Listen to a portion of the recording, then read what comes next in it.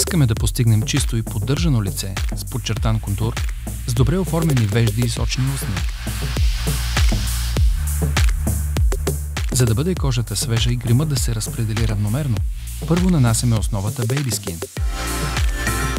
Избрахме дълготрайния фондютен Superstay 24 часа, който ще остане върху лицето през целия ден. Нанасяме го с помощта на кръгла четка с движение от центъра на лицето навън.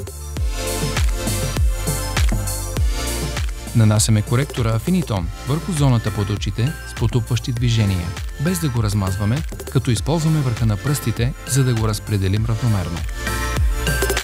За фиксиране на основата с широка четка нанасяме пудрата Superstay 24 часа, която ще изравни тена на лицето и ще фиксира основата. Следващата стъпка е контуриране. Използваме продукта за контуриране Master Sculpt, като първо нанасяме по-тъмната част от него с голяма четка и нежни движения.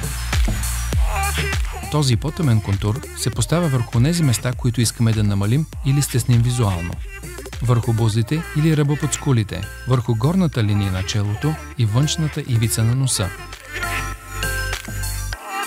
Ружът в нежно-розов или кайсиев нюанс нанасяме върху самия връх на скулите, заоблената част на лицето, която естествено изпъква, когато се усмихвате.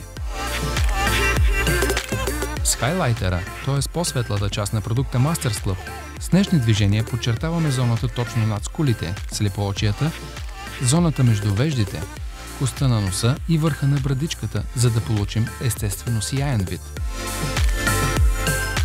Като основа за сенките ще използваме Color Tattoo 24 часа. Сенки с маслена текстура в бежов мат нюанс. Нанасяме върху целия клепач. От палитрата The Nudes, предлагаща голям избор от нюанси, избираме първо по-тъмен нюанс, матово-кафяво, с което изтегляме нагоре ъгъла на горния клепач, оформяйки по-дебела към по-тънка линия, а след това правим същото и на долния клепач. С малко по-светъл нюанс кафяво оцветяваме целия клепач до извивката на свода, като с четчицата нежно блендираме нанесените сенки, за да получим колкото се може по-естествено преливане на цветовете. След това правим същото върху долния ръб на клепача. Най-светлите седефени сенки от палитрата служат за подчертаване на извивката на веждите. Затова ги нанасяме до веждата и по вътрешния ъгъл на окото, върху горния и долния му участък, приблизително до средата на клепача. Спиралата Push-Up Drama с ефект на изкуствени мигли нанасяме в два слоя. Използваме обичайния начин за нанасяне, но преди да нанесете втория слой, изчакайте първия малко да засъхне. За драматична вечерна градска визия нанасяме спиралата върху горните и върху долните мигли. Ще оформим веждите с молив за вежди Brow Satin. Първо ще използваме цветния му връх. С бързи движения правим чертички, следвайки естествения растеж на косъмчетата и оформяме желаната линия на веждите.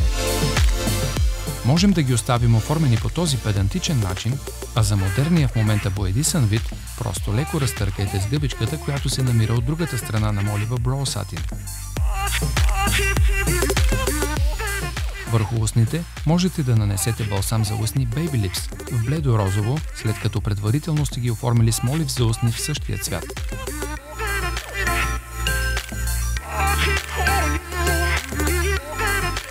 Следва червилото Color Sensational Creamy Matte в избрания цвят. Много важно е цветът на молива за устни точно да отговаря на цвета на червилото. За вечерна, нюйоркска визия отличен избор е червилото Vivid Matte Liquid в яркия цвят фуксия.